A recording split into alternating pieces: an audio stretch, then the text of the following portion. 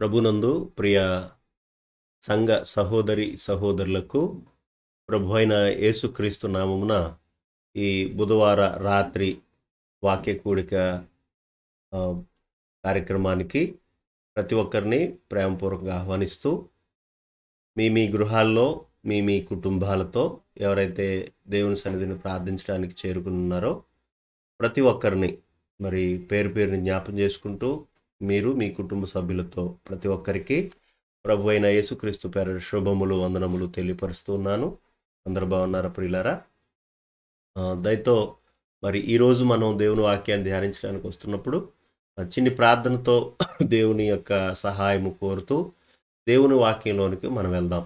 దయచేసి నాతో పాటు మీరున్న స్థలాల్లో ప్రార్థనలో ఏకీభవించవలసిందిగా ప్రేమపూర్వకంగా కోరుతూ ఉన్నాను. తల్లో ఉంచుకుందాం. ప్రేమ కలిగిన తండ్రి, దయగలిగిన మా ప్రభువ, గత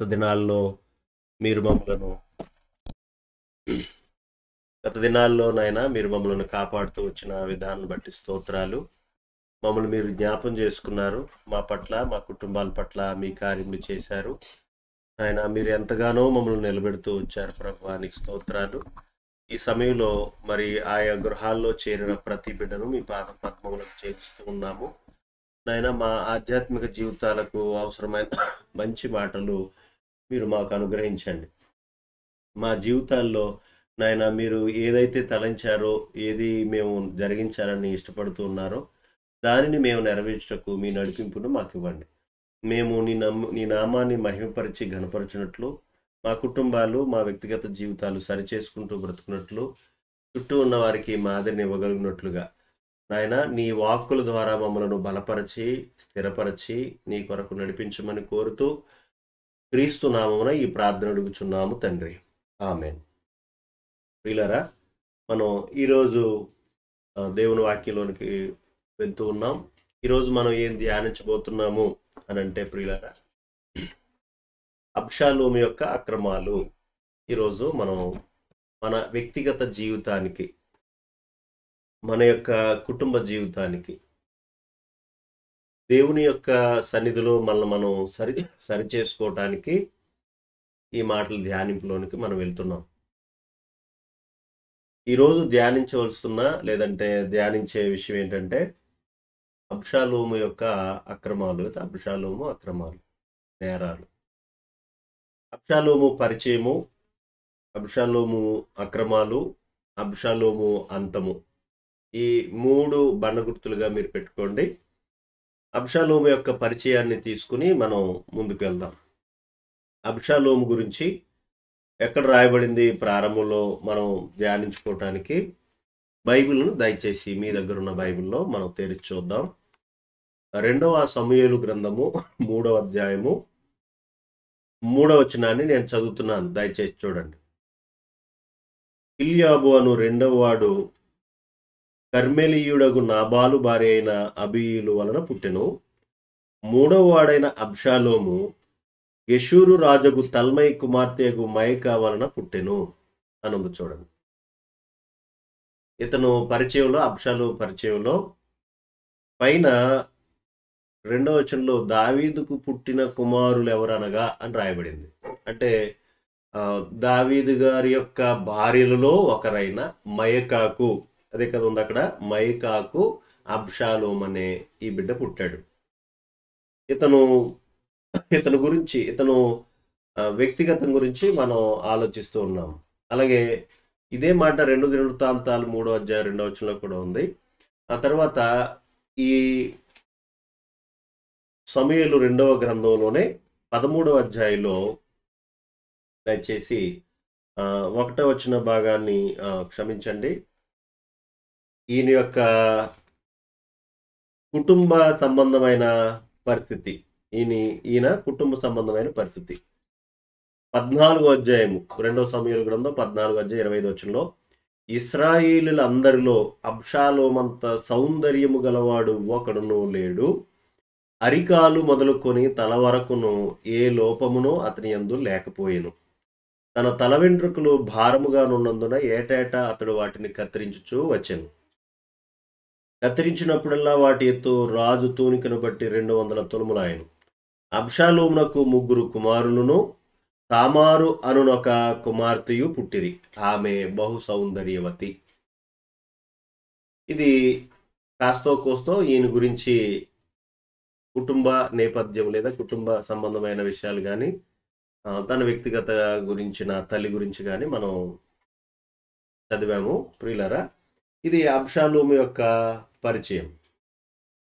అయితే అబ్షాలోము గురించి అక్రమం అని ఎందుకు మనం మాట్లాడామంటే, అబ్షాలోము యొక్క తండ్రి చాలా భక్తిపరుడు. మనందరికీ తెలుసు, ఆయన పేరు దావీదు. ఇంత మంచి తండ్రి యొక్క జీవితాన్ని పుట్టిన నాటి నుండి ప్రజల మధ్య మసులుకునే దావీదు మసులుకునే విధానం కానీ, అలాగే రాజరికపు వ్యవస్థలో కానీ, తన సైన్యాన్ని నడిపించడంలో, యుద్ధ వ్యూహ రచనలు చేయటంలో కానీ, దావీదు తన ప్రధానులతో మసులుకునే తన యొక్క దర్బారులో అతను విధానం కానీ, అలాగే దావీదు ప్రజలతో ఉండే విధానంలో కానీ, దావీదు ప్రార్థన, దేవుని వాక్య సందర్భాలు, తను దేవుని సన్నిధి సహవాసం కలిగిన పరిస్థితుల్లో దావీదు యొక్క పరిస్థితులన్నీ చూస్తున్నవాడు. విచిత్రం ఏంటంటే, మరి దావీదు యొక్క పొరపాట్లను పట్టించుకున్నాడే తప్ప దావీదులో ఉన్న మంచి సుగుణాలు ఇతను పట్టించుకోలేకపోయాడు. ఇతని వ్యక్తిగతం కూడా సరిగా లేదు. దేవుడు ఏ వ్యక్తికైనా సరి చేసుకునే అవకాశం ఇస్తాడు, ఏ వ్యక్తినైనా అవకాశం ఇచ్చే శిక్షిస్తాడు, ఏ వ్యక్తికైనా ఆలోచనలు పుట్టించే మార్చుకునే అవకాశం ఇచ్చి ఆయన ముందుకు నడిపిస్తాడు. మరి దావీదుకు ఎంతో మంచి తండ్రిని ఇచ్చాడు, క్షమించండి, దావీదు అనే వ్యక్తిని అబ్షాలోముకు ఎంతో మంచి తండ్రిని ఇచ్చాడని చెప్పుకోవచ్చు. దావీదు దగ్గర ఎంతో మంది మంచి నమ్మకస్తులైన వారు ఉన్నారని కూడా ఈ అబ్షాలోముకు తెలుసు. అయినప్పటికీ అబ్షాలోము చాలా అందమైన వాడు. అందమున్న వాడిని చాలా మంది ఏం చేస్తారు, పొగుడుతూ ఉంటారు. నువ్వు చాలా అందంగా ఉన్నావురా, నీ హెయిర్ స్టైల్ ఎంత బాగుందిరా, నువ్వు రాజకుమారుడురా, పెట్టి పుట్టావురా, ఇలా ఏదో రకరకాలుగా ఉంటాయి కదా మానవుల పొగడతలు. మరి ఇందులో ఇతను తల్లి కూడా లోపం ఉందని చెప్పుకోవచ్చు మనం. ఎందుకంటే తల్లి ఇంత మంచి భర్తను కలిగి కూడా కొడుకుకి ఇవ్వాల్సిన మంచి ఆలోచనలు ఇవ్వలేకపోయిందేమో. ఎందుకంటే బైబిల్ గ్రంథంలో ప్రతి రాజు పేరు చెప్పబడినప్పుడు ప్రతి రాజు యొక్క తల్లి పేర్లు కూడా మనం దినవృత్తాంతాల గ్రంథంలో కానివ్వండి, రాజుల గ్రంథాల్లో కానీ రాయబడ్డాయి. అలాంటిది మరి ఈ లోపం ఎంతవరకు భయంకరంగా తీసుకుని వెళ్ళింది, పరిస్థితుల్లోకి తీసుకుని వెళ్ళింది అంటే మనం ఈ అబ్షాలోము యొక్క పరిస్థితిని మనం అంచనా వేయచ్చు ప్రియుల. దాంతో పరంగా అబ్షాలోము యొక్క అక్రమాలు మన పరిచయం నేను మీకు చెప్పేశాను. తర్వాత అబ్షాలోము యొక్క అక్రమాల గురించి మనం ముందుకు వెళ్దాం. అబ్షాలోముకి తామారు కూతురు పేరు కూడా తామారు అని ఉంది, చెల్లెలి పేరు కూడా తామారు అని ఉంది. మనం ఈ విషయంలో చూస్తే 2 సమూయేలు 3వ అధ్యాయం 3వ వచనంలో మనం క్షమించండి 13వ అధ్యాయంలోనికి వెళ్దాం. 2 సమూయేలు 13వ అధ్యాయము 1వ వచనం. తరువాత దావీదు కుమారుడుగా అబ్షాలోమునకు తామారు అను ఒక సుందరివతి అగు సహోదరి ఉండగా అనుంది. చూడండి, చాలా అందమైన చెల్లెలు ఉంది. అందగాడే కానీ మోసగాడు. కొంతమందిని వాళ్ళ అందం చూస్తే చాలామంది చాలా అందంగా ఉన్నారని అసూయపడతారు, కానీ చాలా మోసంగా ఉంటారు వాళ్ళు. అబ్షాలోము చాలా అందంగాడు. అసలు ఇశ్రాయేల్ దేశంలో ఎంతమంది లక్షల మంది మగవాళ్ళు ఉంటారు, వారెవరో కూడా ఇతనుకున్న అందం లేని వాళ్ళంట. తన హెయిర్ స్టైల్ చాలా అందంగా ఉంది. చూస్తాం కదా పిల్లలు, ఇప్పుడు హెయిర్ స్టైల్ అంటే ఇంకా అద్దం ముందు నిలబడేటట్లుగా వాళ్ళు చాలాసార్లు ఒత్తుకుంటూ ఉంటారు, దువ్వుతూ ఉంటారు. అది ప్రజలకు కనబడేటట్టుగా హెయిర్ స్టైల్ని ఇలాగ ఎగరేస్తూ ఉంటారు. మనకు తెలియదేం కాదు. ఈ మధ్యకాలంలో మొత్తం ఇలాగ తీసుకొచ్చి ఇలా పెడుతున్నారు మగపిల్లలు.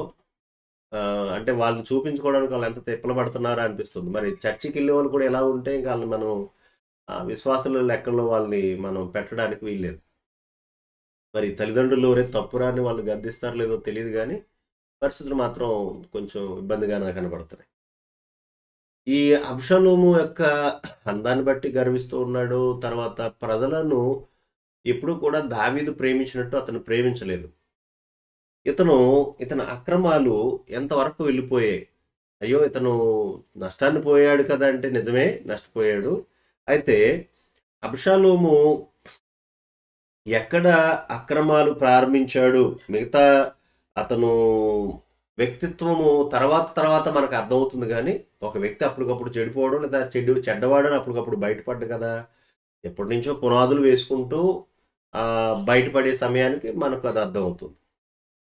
ఇప్పుడు ఇతను ఈ 2 సమూయేలు గ్రంథంలో ఇప్పుడు మనం చదువుకున్న 13 అధ్యాయంలోనే అబ్షాలోముకి చాలా అందమైన చెల్లెలున్నప్పుడు, అబ్షాలోముకి తల్లి కాకుండా వేరే తల్లికి పుట్టిన అమ్నోన్ అనే జ్యేష్ఠుడు వాడు. మనం 3 అధ్యాయంలో చదువుకున్నాం అది. జ్యేష్ఠుడైన అమ్నోను, దావీదుకి పెద్ద కొడుకైన అమ్నోను ఉన్నాడు. అమ్నోను ఒక దౌర్భాగ్యమైన పని చేశాడు. ఇశ్రాయేలులో ఒక అపవిత్రమైన కార్యం చేశాడు. దావీదు తలెత్తుకోకుండా చేశాడు. కుటుంబమంతా భయంకరమైన అతలాకుతలానికి వెళ్ళిపోయే పని, దరిద్రమైన పని చేశాడు. ఏంటి అంటే, ఎవరైతే అబ్షాలోముకు అందమైన చెల్లెలుందో, ఆ చెల్లెలను బలవంతంగా బలాత్కారం చేశాడు. ఆమెను వ్యభిచరించి అవమానపరిచాడు. ఎప్పుడైతే చెల్లెలు అవమానపడిందో, చెల్లెల అవమానాన్ని తట్టుకోలేక అతను దావీదు దగ్గర చర్య తీసుకోమని దావీదు దగ్గర కూడా ఏమీ అనకుండా, ఇటు చట్టానికి సంబంధించిన జాగ్రత్తలు కూడా తీసుకోకుండా, తన చెల్లెలను బట్టి అమ్నోను మీద పగబెట్టుకుని, నాన్న దగ్గర అబద్ధంతో ఒక హత్యకు దారితీశాడు. మీరు ఈ 13 అధ్యాయం 13 అధ్యాయము 23వ వచనంలో చదువుతున్నప్పుడు అందరినీ రాజకుమారులందరినీ తీసుకుని ఒక ఫంక్షన్‌కు ఆహ్వానించాడు. ఆ ఫంక్షన్‌లో రాజకుమారులందరినీ పంపించండి అని నాన్న దగ్గర పర్మిషన్ తీసుకున్నాడు. ఎందుకు రావాలని అడుగుతున్నా, లేదు లేదు మీరందరినీ పంపించాలి అని మనసులో పెట్టుకుని పంపించమని బలవంతం చేశాడు. ఇక రాజుగారు తప్పదని, దావీదు గారు తప్పదని, సరే అందరినీ తీసుకెళ్ళు అని చెప్పాడు. అలా చెప్పిన తర్వాత అసలు ఇతని టార్గెట్ ఏంటంటే, ఇతను ప్రణాళిక ఏంటంటే, అబ్షాలోము ప్రణాళిక, నా చెల్లెలను అవమానపరిచిన, నా చెల్లెలను వ్యభిచరించిన ఈ అమ్నోను నేను అని చంపేయాలి అని మనసులో పగపెట్టుకుని ఎప్పుడైతే అందరినీ ఫంక్షన్కి పలానా చోటకి ఫంక్షన్ రమ్మని తీసుకుని వెళ్ళాడో, ఆ ప్రాంతంలో తనకున్న పనివారిని, తన సైన్యాన్ని పంపి అమ్నోనును చంపించేశాడు. అమ్నోనును చంపించేసి, నేను తప్పు చేశానని అర్థమైపోయింది కనుక, మా నాన్న నన్ను కూడా భయంకరంగా చంపిస్తాడు గనక, లేదంటే నాకు శిక్ష విధిస్తాడు గనక, లేకపోతే బహిష్కరణ చేస్తాడు గనక అని ఆలోచించుకుని చంపించేసిన తర్వాత అంతకుడు ఇతనే గనక అక్కడి నుంచి వేరే ప్రాంతానికి, గెషూర్ అనే ప్రాంతానికి పారిపోయాడు. ఇది పగపట్టేశాడు. తండ్రితో సరైన విధానంలో జాగ్రత్తలు తీసుకోకుండా అమ్నోనును చంపించేశాడు. ఇక నన్ను శిక్షిస్తారు అనే భయంతో అతను పారిపోయాడు. గెషూరు ప్రాంతానికి పారిపోయాడు. ఇప్పుడు ఒక్కసారి ఈ సందర్భాన్ని పారిపోయిన తర్వాత అమ్నోను చచ్చిపోయినందుకు దావీదు గారు చాలా బాధపడుతున్నాడు, కృంగిపోతున్నాడు. అబ్షాలోము కూడా పారిపోయాడనే కోపం, బాధ రెండూ ఉన్నాయి. మరి కొంతకాలం గడిచింది. కొంతకాలం గడిచిన తర్వాత దాదాపు 3 సంవత్సరాలు అని ఉంది అక్కడ. మనం ఆ 13 అధ్యాయం 38వ వచనంలో 3 సంవత్సరాలు అబ్షాలోము నాన్నకు, కుటుంబానికి దూరం అయ్యాడు. అయితే నాన్నకున్న కోపం తగ్గిపోయింది. అబ్షాలోము మీద కాస్త బెంగ పెరిగింది. ఎవరికి? దావీదుకి. బెంగ పెరిగిన తర్వాత తండ్రి యొక్క మనసు ఉంటుంది కదండి, నా కొడుకు అనేది ఆ బంధం పనిచేస్తూ ఉంటుంది, శరీరం పనిచేస్తూ ఉంటుంది కదా ఆ బంధం. కనుక అబ్షాలోము గురించి కాస్త బెంగ పెట్టుకున్నాడు. సరే, ఇదంతా పక్క నుండి సైన్యాధిపతిగా ఉన్న మేనల్లుడు యోవాబు గారు, దావీదు యొక్క మేనల్లుడు, దావీదు యొక్క సైన్యాధిపతి, చాలా యుద్ధాల్లో దావీదు పక్షాన్ని నిలిచినవాడు, రాజ్యాన్ని స్థిరత్వం చేయడానికి ఆధారమైన వాడు యోవాబే. దావీదు గారి యొక్క మనసును అర్థం చేసుకుని అబ్షాలోము యొక్క శ్రేయస్సును కోరి యోవాబు గారు చక్కగా ఏ విధంగా చెబితే దావీదు గారు ప్రేమ కలిగి క్షమించి అబ్షాలోమును మరలా దగ్గరికి తెచ్చుకుంటాడో అని ఆలోచించి ఒక చక్కని తెలివి కలిగిన స్త్రీని తన ఇంటి తగువు తీర్చమన్నట్టుగా దావీదు యొక్క దర్బార్లోకి పంపించి తెలివిగా మాట్లాడించి అబ్షాలోము ఎక్కడో ఉంటే మరలా అబ్షాలోమును తన దేశానికి నడిపించేటట్టుగా దావీదు పర్మిషన్ తీసుకునేటట్లుగా యోవాబు గారు చేశాడు. అంటే యోవాబు గారు అబ్షాలోము శ్రేయస్సు కోరుకున్నాడు, దావీదు బెంగను కూడా తీర్చాలని కోరుకున్నాడు. మంచి పని చేశాడు. ఇదంతా కూడా ఏం చేశాడు, అబ్షాలోము యొక్క స్థితి గురించి యోవాబు ఏం చేశాడో, యోవాబు ఎలాంటి సాహసం చేశాడో, దావీదు కోపాన్ని ఎలా తగ్గించాడో, ఎక్కడో ఉన్నవాడిని ఎలా రప్పించాడో అబ్షాలోముకి చరిత్ర అంతా తెలుసు. అప్పుడు ఎంత కృతజ్ఞత యోవాబు మీద అబ్షాలోముకు ఉండాలో కదా ప్రియులరా. కానీ చూడండి, ఇతను ఎలాంటి దౌర్భాగ్యమైన స్థితి కలిగిన యవనస్తుడో. దయచేసి యవనస్తులు ఈ విషయాన్ని బాగా వినండి, లేదంటే తల్లిదండ్రులు కలిగిన కొడుకులు ఈ విషయాన్ని జాగ్రత్తగా వినండి. ఇలాంటి ప్రమాదాలు, ఇలాంటి దౌర్భాగ్యపు పనులు చేస్తే అబ్షాలోము పట్టిన గతి పట్టదని చెప్పడానికి తప్పనిసరిగా పడుతుందా, మనకు పట్టకుండా తప్పదని చెప్పడానికి విషయాన్ని చెప్తున్నాను. అబ్షాలోము యోవాబు మీద చాలా కృతజ్ఞత కలిగి ఉండాలి, క్షమించినందుకు తండ్రి మీద కూడా చాలా కృతజ్ఞత కలిగి ఉండాలి. కానీ ఏం చేస్తున్నాడంటే అబ్షాలోము ఒక భయంకరమైన ప్రణాళిక వేసుకుంటున్నాడు. ఏంటి అనంటే ఆ ప్రణాళికలో భాగంగా యోవాబును పనిముట్టుగా, యోవాబును పావులా వాడుకోవటానికి ప్రణాళిక వేసుకున్నాడు. అందులో యోవాబును కూడా ఇముడుస్తున్నాడు అనమాట. ఏంటంటే అబ్షాలోము దాదాపు తన దేశానికి వచ్చిన తర్వాత యెరూషలేములో రెండు సంవత్సరాలు ఉన్నాడు. మీరు 14వ అధ్యాయం 28వ వచనంలో ఈ మాట ఉంది, నేను చదువుతున్నాను చూడండి. అబ్షాలోము 14వ అధ్యాయం 28 నుంచి, అబ్షాలోము 2 నిండు సంవత్సరములు యెరూషలేములో నుండి రాత్రి దర్శనము చేయక ఉండగా యోవాబును రాజునొద్దకు పంపించుటకై అబ్షాలోము అతనిని పిలువనంపినప్పుడు యోవాబు రానొల్లకై ఉండెను. రెండవ మారు అతని పిలువనంపును అతడు రానొల్లకపోగా అబ్షాలోము తన పనివారిని పిలిచి, యోవాబు పొలము నా పొలము దగ్గర ఉన్నది కదా, దానిలో ఎవల చేలు ఉన్నవి, మీరు పోయి వాటిని తగులబెట్టుడని వారితో చెప్పాను. అబ్షాలోము పనివారు ఆ చేలు తగులబెట్టగా అని చూడండి. ఏంటి చూడండి ఏమైపోయింది. అబ్షాలోము చేసిన పని ఏంటంటే యోవాబు రావట్లేదని చెప్పేసి యోవాబు చేలు మీద ఎంత పనులు తన పొట్ట పోసుకుంటారు చెప్పండి. ఎంతమంది పనులు వారి జీవితాన్ని వెళ్ళబోస్తూ ఉంటారు, జీతభత్యాలతో వారి కుటుంబాన్ని పోషించుకుంటుంటారు. ఇదంతా పట్టించుకోలేదు ఈ అబ్షాలోము గారు. వాడు అనుకున్న చెయ్యాలి కనుక వాడు ఎంతకైనా తెగిస్తాడు, అంత పని చేస్తున్నాడు. యోవాబు యొక్క చేలన్నీ భయంకరంగా తగలబెట్టిచ్చేసాడు. ఎలా తగలబెట్టాయి, ఎవరు తగలబెట్టారు, దీని కారణస్తులు ఎవరు అని వాకపు చేస్తే యోవాబు గారికి అబ్షాలోము అని అర్థమైంది. కనుక బాధతో కోపంతో, ఏవయ్యా నా చేలు ఎందుకు తగలబెట్టావంటే, నేను ఈ దేశానికి వచ్చి ఎంతకాలం అయింది, 2 సంవత్సరాలు అయిపోయింది, నా తండ్రి దగ్గరికి నువ్వు తీసుకెళ్తావా లేదా అని అంటే ఇక సచ్చేది లేక యోవాబు గారు తాను తమాయించుకుని అబ్షాలోమును తీసుకుని వెళ్ళి దావీదు ముందు నిలబెట్టాడు. మొత్తం మీద అబ్షాలోముకి మంచిగానే ఉపయోగపడ్డాడు యోవాబు గారు. అయితే ఇలా జరిగిన తర్వాత ఇప్పుడు నాన్న యొక్క ముఖం చూసి నాన్న దగ్గర క్షమాపణ పొంది నాన్న ముద్దు కూడా పొంది 33వ వచనం చూడండి. అంతటా యోవాబు రాజునొద్దకు వచ్చి ఆ సమాచారము తెలుపుగా రాజు అబ్షాలోమును పిలువనంపించెను అని చూడండి. అతడు రాజునొద్దకు వచ్చి రాజసన్నిధిని సాష్టాంగ నమస్కారం చేయగా రాజు అబ్షాలోమును ముద్దు పెట్టుకునెను. ఎంత కోపాన్ని తగ్గించేసుకుని, ఎంత ఆవేశాన్ని తగ్గించేసుకుని, ఎంత క్షమాగుణము కలిగి అబ్షాలోమును ప్రేమతో ముద్దు పెట్టుకున్నాడు ప్రియులారా. ఇది ప్రేమతో పెట్టిన ముద్దు, క్షమాపణతో పెట్టిన ముద్దు. తన తండ్రి బంధంతో అనురాగం అంతా గుర్తుకొచ్చి, ఎడబాటు అంతా గుర్తుకొచ్చి, చక్కగా నా కొడుకును మరలా నేను చూడగలిగానులే, సర్లే వాడు చచ్చిపోతే చచ్చిపోయాడు, మరలా నేను ఈయనెందుకు పోగొట్టుకోవడం, ఈ అందమైన కుమారుణ్ణి చాలా ప్రేమతో ముద్దు పెట్టుకున్నాడు ప్రియుల. మరి ఇప్పుడు అబ్షాలోముకి ఎలా ఉండాలి? బ్రతుకు జీవుడా, నా నాన్న మొఖం చూశాను, నాన్న నన్ను క్షమించాడు, ప్రేమతో ముద్దు పెట్టుకున్నాడు, నన్ను గారంగా దగ్గరికి తీసుకున్నాడు. కృతజ్ఞత ఉండాలా లేదా ఈ కొడుక్కి, ఈ అందమైన కొడుక్కి? లేదు. కొంతమంది కుటుంబాల్లోనండి అందమైన కొడుకులుంటారు, లేదా అందమైన కూతుర్లుంటారు. కానీ కసాయోళ్ళు ఈళ్ళు. ఇంత కసాయితనంతో ఏ తండ్రి తన జీవితానికి ఆధారం అయ్యాడో ఆ తండ్రిని మూలన పెట్టి పక్కన పడేస్తారు. ఏ తల్లి తన జీవితానికి ఆధారం అయిందో ఆ తల్లిని కూడా పక్కన పెట్టేస్తారు. వాళ్ళ మీద కసాయితనాన్ని పెడతారు. వాళ్ళకి ముద్దు కూడా పెట్టరు.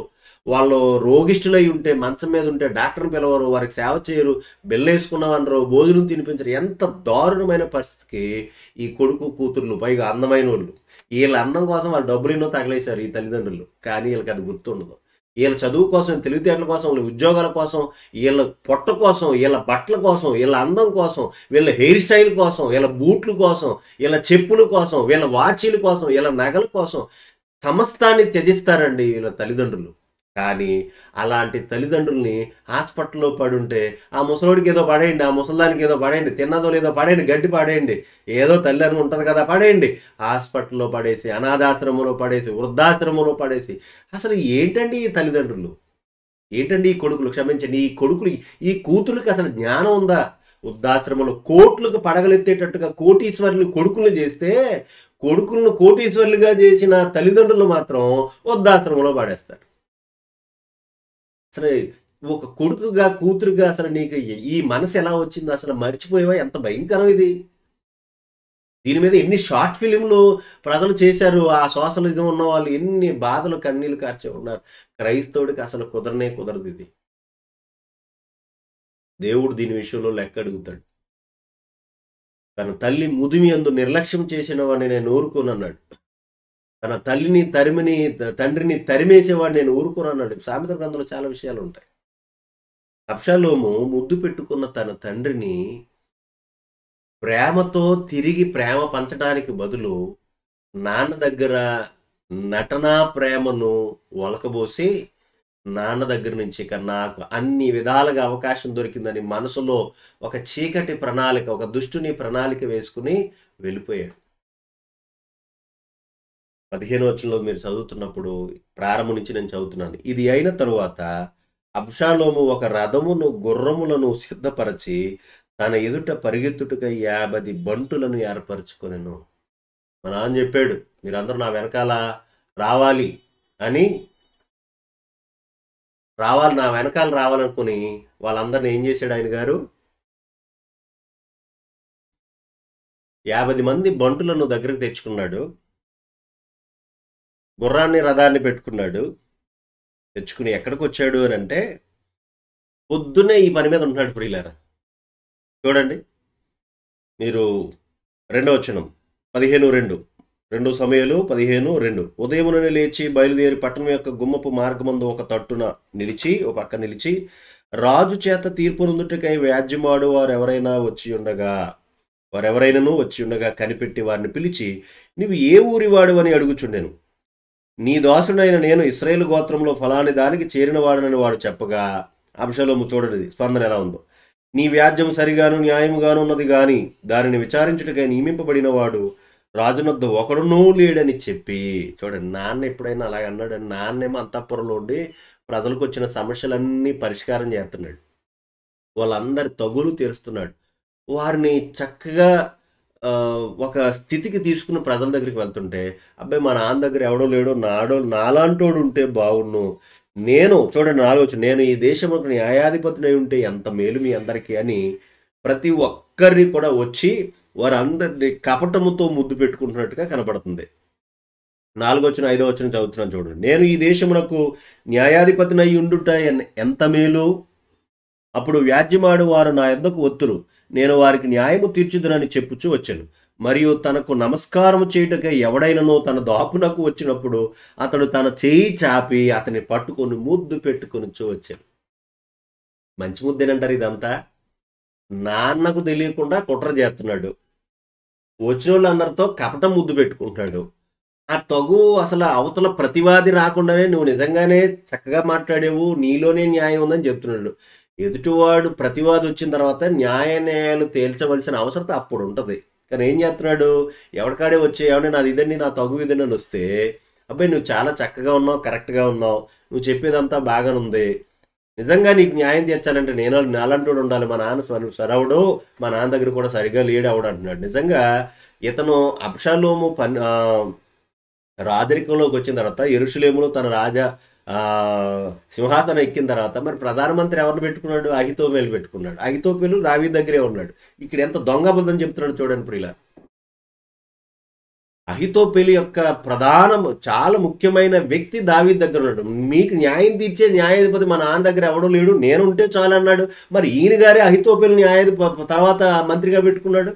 చూసారా, అమాయక ప్రజలు తన హృదయంలో దావీదుకు ప్రథమ స్థానాన్ని ఇచ్చారు. దేశంలో దేవుని తర్వాత రాజరికంలో దావీదు చాలా ఉన్నతమైన వాడని వాళ్ళు చాలా ఉన్నత స్థానాన్ని ఇస్తే, దావీదు యొక్క స్థానాన్ని తీసి దావీదుకి ఇచ్చిన స్థానంలో వాళ్ళ హృదయంలో తను సంపాదించుకోవడానికి నాన్నకు తెలియకుండా భయంకరమైన పరిస్థితులు తెచ్చుకుంటున్నాడు. పైగా అందరికీ కపటంతో ముద్దు పెడుతున్నాడు. ప్రేమతో పెట్టే ముద్దు కాదు ఇది, కపటపు ముద్దు. కొంతమంది మనకు అలాగే ఉంటారు కదా, కడుపులో పెట్టుకుంటారు, పైన చక్కగా కౌగిలించుకుంటారు.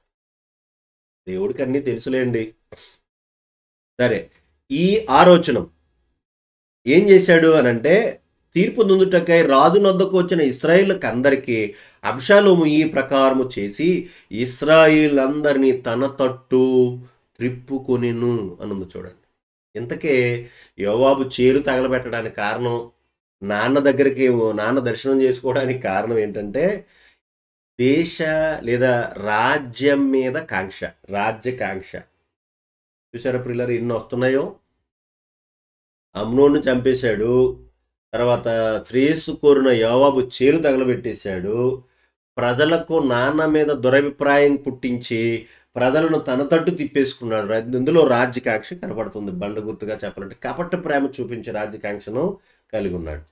ఈ రాజ్యకాంక్ష బయటకు తీసుకురావట్లేదు. ఇలాగ ఎన్ని సంవత్సరాలు చేశాడంటే, అక్కడ 7వ వచనంలో 4 సంవత్సరాలు ప్రణాళిక వేసుకుని ప్రజలందరినీ తన తట్టు తిప్పుకున్నాడు.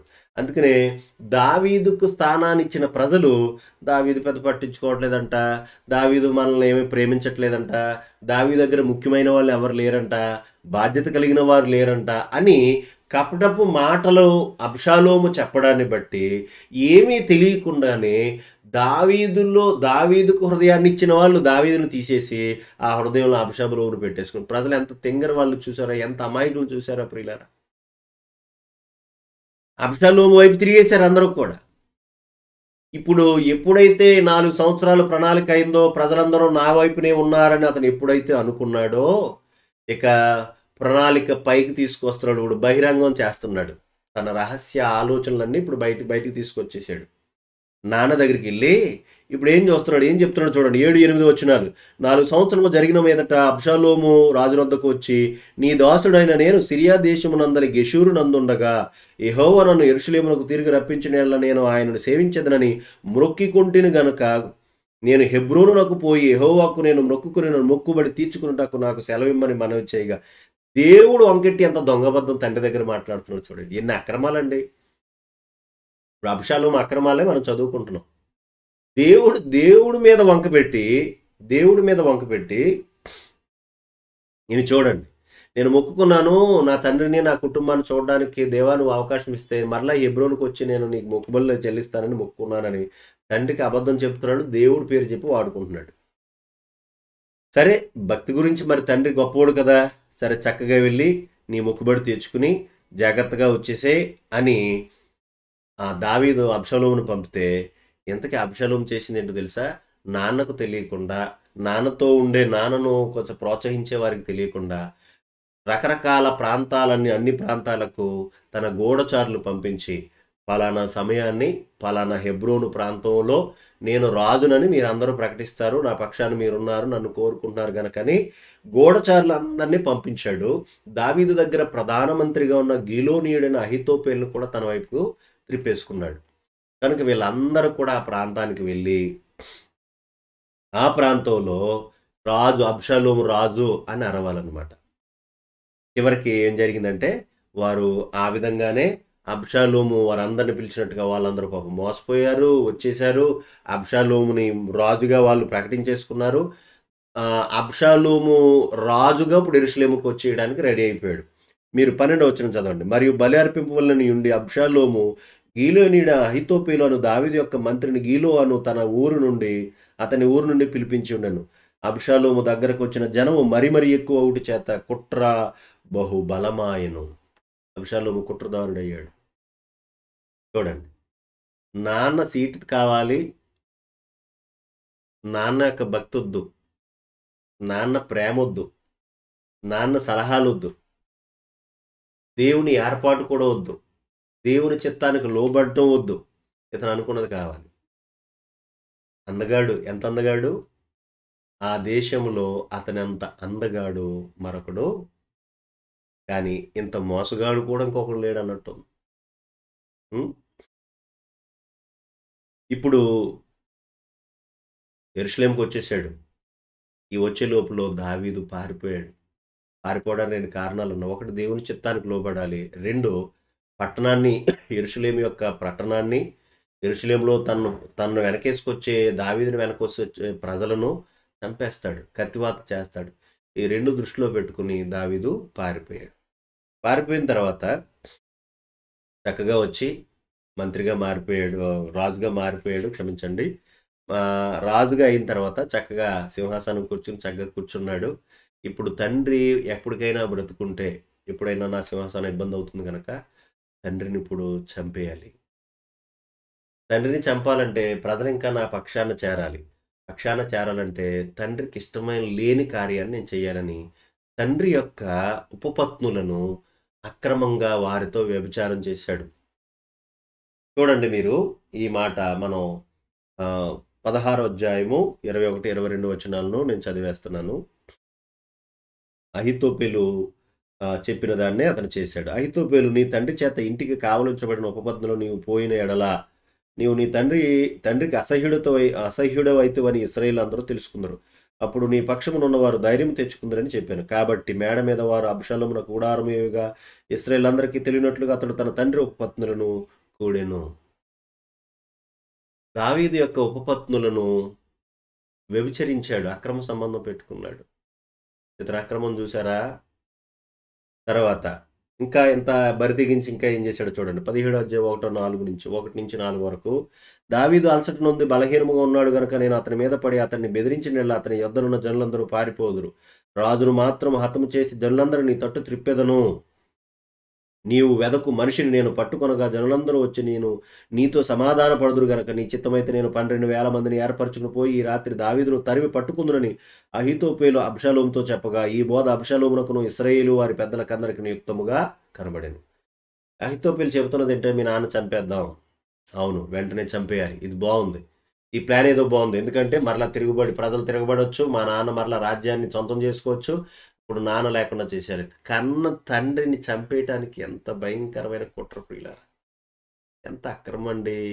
ఈ అందగాడి ఎంత భయంకరుడండి! వాడికి ఎంత కఠినమైన విధానం వచ్చిందో చూశారు. రాజ్యకాంక్ష, అధికార కాంక్ష, ఆస్తి కాంక్ష ఎంతకైనా తెగిస్తుంది ప్రియులారా. బ్రతుకున్న తల్లిదండ్రులు చస్తేనే కానీ ఆస్తి మన వశం కాదని వాళ్ళు ఇవ్వకుండానే వాళ్ళ దగ్గర వాళ్ళని చంపేయాలని బ్రతుకున్న వాళ్ళని ఏదో ఈ రకరకాల ఆలోచనలు చేసి బ్రతుకున్న తల్లిదండ్రులను చంపేసుకున్న కొడుకులు కూతుర్లు ఉన్నారంటే ఎంత భయంకరం అండి. చరిత్రహీనులుగా మారిపోతారండి వాళ్ళు. అబ్షాలోము చరిత్రహీనుడు, ఇశ్రాయేలు చరిత్రలో హీనుడు, బహుభయంకరమైన హీనుడు. నాన్నను చంపేద్దామని అహీతోపెలు అంటే అసలు దానికోసమే నేను చూస్తున్నాను, నీ ప్లాన్ బాగుందని వెనకాల వెన్నుతడుతున్నాడు. మంత్రి గీలోనీయుడైన అహీతోపెలుకి వెన్నుతట్టి చంపేద్దాం ప్లాన్ చేసుకున్నాడు. సరే, ప్లాన్ చేసుకున్నారు. హూషేదు తప్పించాడు. మొత్తం మీద అయితే చంపేయాలని మొత్తం ఇశ్రాయేలు సైన్యాన్ని అంతటిని ఒక చోటకు ఒకే త్రాటి మీదకు తీసుకుని వచ్చి నానున్న చోటకు ఆయన తీసుకుని వెళ్ళడం జరిగింది. ఇలాంటి పరిస్థితుల్లో దావీదు చాలా ప్రార్థన చేశాడు. దావీదు అబ్షాలోము మీద కక్ష కంటే జాలే చూపించాడు. అయినప్పటికీ ఇన్ని అక్రమాలకు పాల్పడుతున్న అబ్షాలోముకి దేవుడు ఎలాంటి అంతాన్ని ఇస్తున్నాడో, అబ్షాలోము యొక్క అంతాన్ని ఇస్తున్నాడో మీరు చూద్దాం. చూడండి ప్రియులారా, 17వ అధ్యాయము 14వ వచనం. అబ్షాలోమును ఇశ్రాయేలు వారందరూ ఈ మాట విని అర్కీయుడగు హూషై చెప్పిన ఆలోచన అహీతోపెలు చెప్పిన దానికంటే యుక్తమని ఒప్పుకున్నది. ఎలయనగా యెహోవా అబ్షాలోము మీదకి ఉపద్రవము రప్పింపగలందులకై అహీతోపెలు చెప్పిన యుక్తిగల ఆలోచన వ్యర్థము చేయించి ఉండెను. మనం ముగించుకోబోతున్నాం ప్రియులారా. ఈ మాటలు నేను చెప్తాను, కొంచెం మీరు చివరి అబ్షాలోము యొక్క అంత పరిస్థితి ఎలా ఉన్నాయో ఈ మాటలు మనం గమనించుకుందాం. అబ్షాలోము ఇసుకేస్తే రాళ్ళంత సైన్యాన్ని తీసుకుని వచ్చాడు. ఇక నాన్న పని అయిపోయింది. నాన్న చావు కల్లారా చూడాలనుకుని ఆయన కూడా యుద్ధానికి బయలుదేరాడు. మళ్ళీ గుర్రం మీద కాదు, కంచరగాడి మీద. ఈ చెడిపోయిన ఈ గాడిద, అబ్షాలోము అనే ఈ గాడిద కంచరగాడిద ఎక్కాడు. ఎక్కి స్వయంగా యుద్ధానికి బయలుదేరాడు. అసలు ఈయనకి యుద్ధ నీతి తెలీదు, యుద్ధ రచన కూడా తెలీదు. వీడికి తెలిసిందల్లా కుట్ర చేయడమే, వీడికి తెలిసిందల్లా రాజ్యకాంక్ష. నేను సీట్ ఎక్కాలంతే. నీకు అర్హత, నీకు ఒక యోగ్యత, నీకు ఉండవలసిన ఆలోచనలు ప్రజలు ఏమీ లేవండి ఇతనికి. నోరు తెరితే అహీతోపెల మీద ఆధారపడుతున్నాడు. తనకంటూ వ్యూహరచన లేదా? లేదు. ఎందుకంటే వీడికి ఎంతసేపు సీటు కావాలి, ప్రజల పొగడ్తలు కావాలి, తను అనుకున్నది నెరవేరాలి, అంతే. జ్ఞానంగా కనబడుతున్నాడు కానీ వీడు కుయుక్తిలో వీడు పట్టబడుతున్నాడు. దేవుడు పరలోకం నుంచి చూశాడు. ఇది బాగా గమనించుకోండి. దేవుడు పరలోకం నుంచి చూశాడు. నాన్న తప్పుకి నాన్నకు దేవుడు శిక్ష విధిస్తున్నాడు ఒక ప్రక్కన, కానీ నాన్న మీద ఎంత భయంకరంగా ఉన్న అక్రమార్కుడైన అబ్షాలోముకు మాత్రం దేవుడు అంతాన్ని పలుకుతున్నాడు.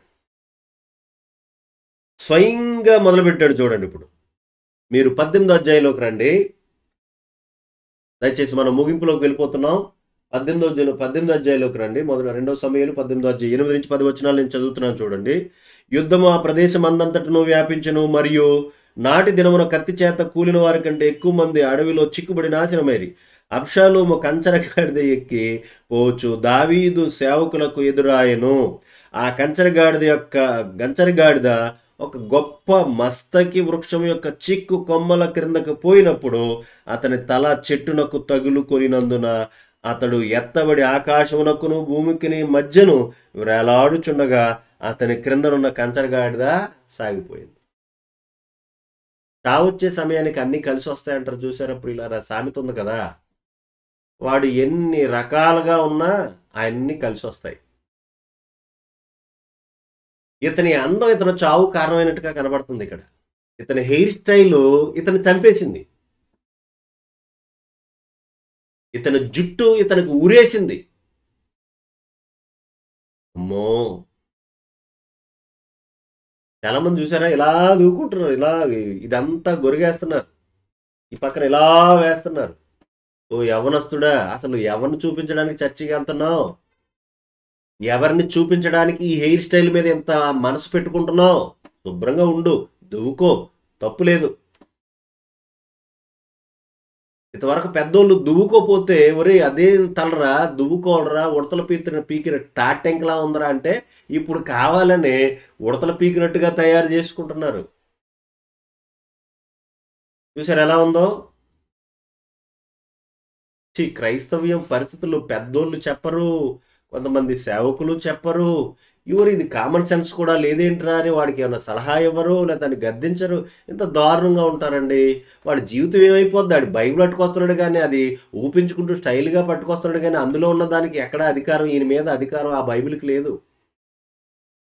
చూడండి, వీడి అందం వీడికి చావును తీసుకొచ్చింది. వీడి హెయిర్ స్టైల్ వీడి మరణాన్ని పలికింది. దేవుడు చేయి వదిలేస్తే, దేవుడు క్షమించకపోతే, దేవుడు అంతాన్ని పలికితే అన్నీ ఈ విధంగానే కలిసి వస్తాయి. దావీదు యొక్క సేవకులు బహు తక్కువ మంది, అబ్షాలోము యొక్క సైనికులు ఎక్కువ మంది. కానీ దావీదు సేవకుల ముందు అందరూ బలాదూరుపై చంపబడుతున్నారు. అడవులో చిక్కుబడిపోయి చాలా మంది చచ్చిపోయారు. ఎక్కడెక్కడ యుద్ధం చేస్తున్నారు ఎవరికి తెలియట్లేదు. దావీదు సైన్యం ముందు అందరూ బలాదూరు అవుతున్నారు. దావీదు దేవుడి పక్షాన ఉన్నాడు. అబ్షాలోము కంచరగాడిది కూడా అతనికి కలిసి రాలేదు. తన జుట్టు ఈ వృక్షానికి చిక్కుబడిపోతే, అయ్యో నా యజమానుడు చిక్కుబడిపోయాడు, నా యజమానుడు తోల్తలేదు కదా అనుకుని ఆగాల, అతని యజమానుడు నా మీద లేడని ఎదరికెళ్ళి ఆగాల, అది పోయింది. గాడిద వెళ్ళిపోయింది. ఈ గాడిదను వదిలేసి ఆ గాడిద వెళ్ళిపోయింది. చివరికి ఇతను తీసుకోవడానికి ఈ జుట్టు ఎక్కడ అవకాశం ఇవ్వట్లేదు. ఈలోగా దావీదు సైనికులు చూశారు, యోవాబుకు కబురు పంపారు. ఆ యోవాబు వచ్చి ఏం చెప్తున్నాడో చూడండి, ఏం చేశాడో చూడండి. కింద మీరు 13వ వచనాన్ని లేదా మన 15 వరకు కనుక్కున్నాం కదా. అందుకు వాడు యవనుడైన అబ్షాలోమును ఎవడూ ముట్టకుండా, కిందంతా జరిగిందంతా నేను మీకు చెప్పేస్తున్నాను. అలా ఒకడొచ్చి యోవాబు కబురు పడిన తర్వాత యోవాబు వెళ్ళాడు. ఇప్పుడు 13వ వచనం. మోసము చేసి నేను అతని ప్రాణమును ముప్పు తెచ్చిన అతను రాజునకు తెలియబోదు, రాజు సన్నిధిని నీవే నాకు విరోధి కదా అని యోవాబుతో అనగా, అప్పుడు 14వ వచనం. యోవాబు నీవు చేయి వరకు నేను కాచుకుని ఉందునా అని చెప్పి 3 బాణములు చేత పట్టుకుని పోయి మస్తకి వృక్షమున వేలాడుచు ఇంకనూ ప్రాణముతో నున్న అబ్షాలోము యొక్క గుండెకు గురిపెట్టి తన ఆయుధములను మోయేవారు 10 మందిను చుట్టుకొని ఉండగా అబ్షాలోమును కొట్టి చంపెను. చూడండి, అబ్షాలోము అంతమైపోతున్నాడు. బాణములు అతని గుండెకు ఎప్పుడైతే గుచ్చుకున్నాయో చనిపోయాడు, భయంకరంగా చనిపోయాడు. చనిపోయిన తర్వాత ప్రియులారా, రాజకుమారుడు అనే దాంతో రాజలాంఛనాలతో ఇతను దేహాన్ని పంపాలి. కానీ యోవాబు పని చేయలేదు. ఇక్కడ ఏం జరిగింది చూడ, అతను తగిన సమాధి కూడా చేయబడలేదండి. ఎంత దరిద్రమైన ఈ రాజకుమారుడికి ఎంత దిక్కు లేకుండా ఎంత దుస్థితి పట్టిందో చూడండి ప్రియుల. 16వ వచనం. అప్పుడు జనులు ఇకను అతను చేయవలసిన క్షమించండి 17వ వచనం. జనులు అబ్షాలోము యొక్క కళేబరమును ఎత్తి అడవిలో ఉన్న పెద్ద గోతిలో పడవేసి పెద్ద రాళ్ల కుప్ప దాని మీద పేర్చిన తర్వాత ఇశ్రాయేలు తమ తమ ఇండ్లకు పోయిరి. చూడండి ప్రియులారా ఎలా ఉందో. మీరు బాగా గమనించండి. రాజకుమారుడికి రాజలాంఛనాలు జరగాలి, కానీ పరిస్థితి ఎలా ఉంది? ఎంత దారుణంగా ఉంది. మీరు వింటున్న వారికి ఏదైనా అర్థమవుతుందా ప్రియులారా? మీకేమన్నా విషయాలు వంట పడుతున్నాయా?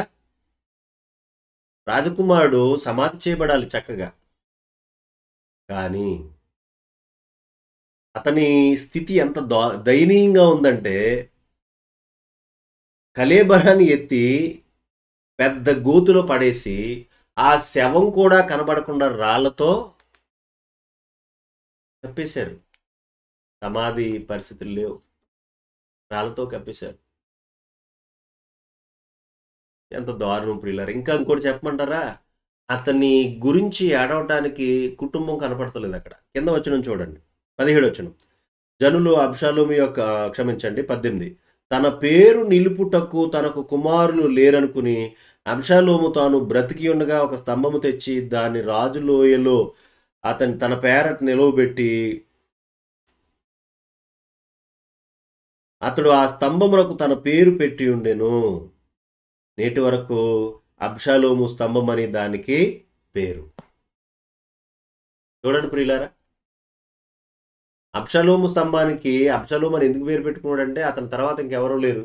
మరి మనం చదువుకున్న దాంట్లో కొడుకులు ఉన్నారని చెప్పుకున్నాం కదా, ఎందుకే అతను బ్రతుకునగానే కొడుకులు లేరు.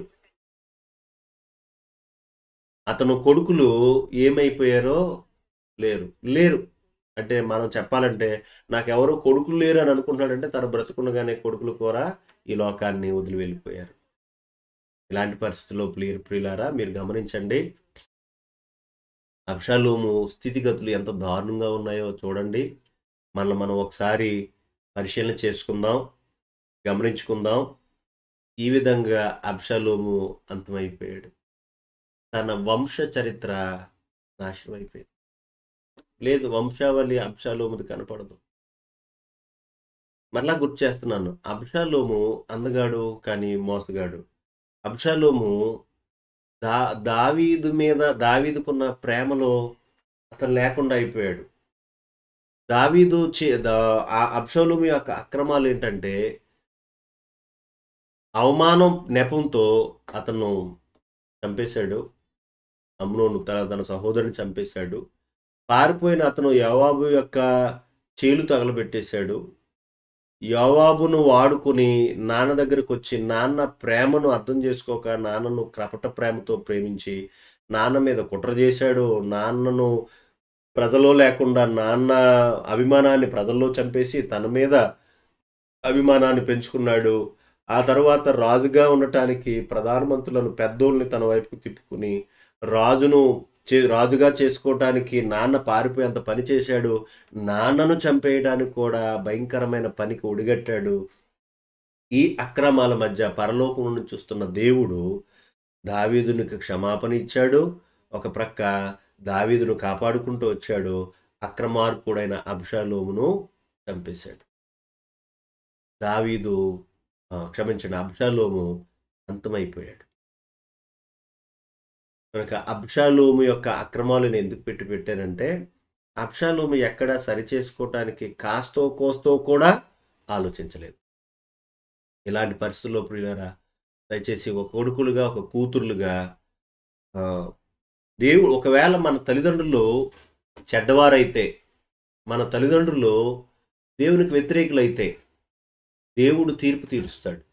దేవుడు వారికి వేసే శిక్ష వారికి వేస్తాడు. కానీ నువ్వు నీ కుటుంబంలో హీనుడిగా మిగలొద్దు.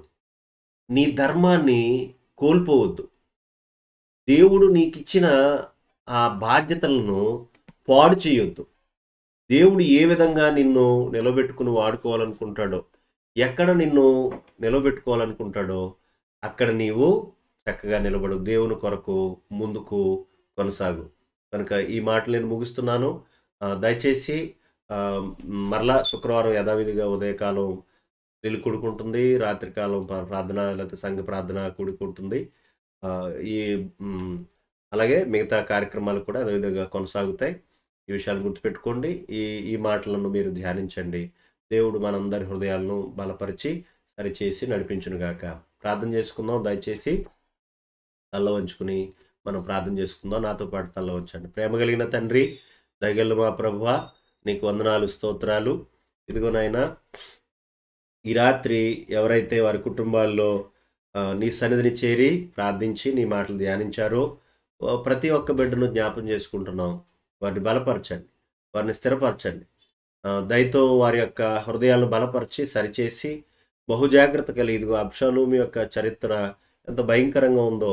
అబ్షాలోము నీకు వ్యతిరేకంగా మారిపోయినైనా తన కుటుంబాన్ని, తన యొక్క జీవితాన్ని కోల్పోయి నీ చేతిలో అతను శిక్షింపబడ్డాడో, ఈ పరిస్థితులను నాయన మా ముందు మీరు పెట్టారు. మేము చరిత్రలోనూ ఇటు వ్యక్తిగతంగాను ఏ విధమైన హీనత్వానికి దిగజారకుండా మమ్మల్ని మేము మా కుటుంబాలను సరిచేసుకుంటూ, మా వ్యక్తిగత జీవితాన్ని సరిచేసుకుంటూ, మాకు ఇచ్చిన బాధ్యతను చక్కగా నిర్వర్తిస్తూ ముందుకు సాగడానికి సహాయం దయచేయండి. మాకు బుద్ధి కలగటకై దృష్టాంతముగా వ్రాయబడిన ఈ విషయాలను నాయన మేము మర్చిపోకుండా, మేము అనేక మందికి మాదిరిని ఇస్తూ మా జీవితాల్ని చక్కగా అనేక మందికి ఆదర్శప్రాయంగా ఉంచినట్లు కృప చూపించమని మీరిచ్చిన మాటలు బట్టి మీకు స్తుతులు చెల్లిస్తూ నాయన అనేక మందికి ఆశీర్వాదకరంగా నీ మాటలు ఉంచమని ప్రతి బిడ్డ కుటుంబాన్ని మీ పాద పద్మములకు చేరుస్తూ, అలాగే తండ్రి ఇంకను మరి సంఘ బిడ్డల కుటుంబాలు ఇంకా మారు మనసు పొందలేని బిడ్డలను కూడా జ్ఞాపం చేసుకున్న వారిని కూడా కనికరించి రక్షించమని, ఇంకా మా దేశమును, మా ప్రాంతములను, మా అధికారులను, మరి నాయకులను దయతో జ్ఞాపం చేసుకోమని కోరుతున్నాం. అలాగే తండ్రి మరి సంఘ మందిరానికి నాయన కరెంటు విషయంలో ప్రార్థిస్తున్నాం. దాని విషయంలో మీ కృప చూపించమని, మరి ప్రతి ఒక్క బిడ్డ ప్రార్థనలో నాయన జ్ఞాపం చేసుకుంటుండగా ఆ విషయంలో కృప చూపించమని కోరుతున్నాం.